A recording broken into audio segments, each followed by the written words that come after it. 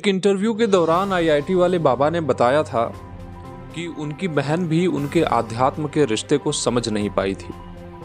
इस वजह से उन्हें अपनी बहन का घर छोड़ करके जाना पड़ा था।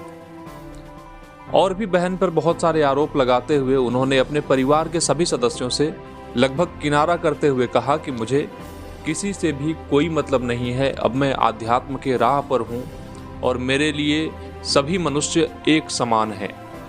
और इन सब पर पहली बार वायरल आईआईटी बाबा अभय सिंह की बहन मीडिया के सामने आई हैं। उन्होंने कहा कि तब वो अभय को नहीं समझ पाई, इसके लिए वो माफ़ी चाहती हैं और वो अपने भाई से मिलना चाहती हैं।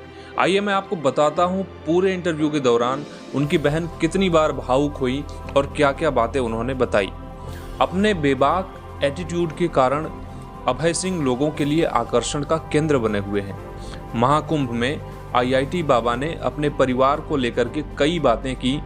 इस बीच आईआईटी बाबा की बहन ने मीडिया के सामने आकर बात की। आईआईटी बाबा की बहन ने उनके जीवन की कई अनजानी घटनाओं का जिक्र किया और कहा कि पहले भाई को समझ नहीं पाती थी, अब जान गई हूँ। उनका रास्ता तब न समझ पाने के कारण मैं माफ़ी मांगती हूँ। भाई से मैं मिलना चाहती हूँ।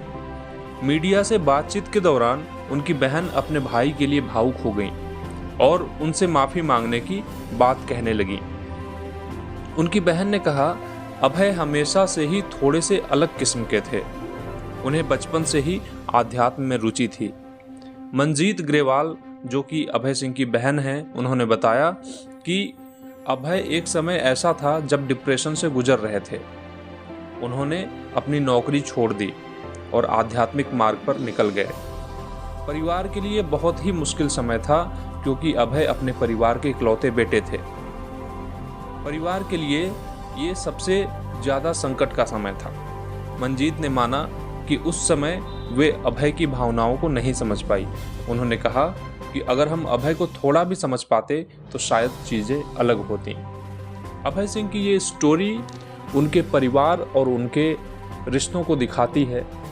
ये आध्यात्म का मार्ग किस प्रकार से उचित है या अनुचित है, क्या आपकी प्रतिक्रिया है इन सभी प्रकरणों पर?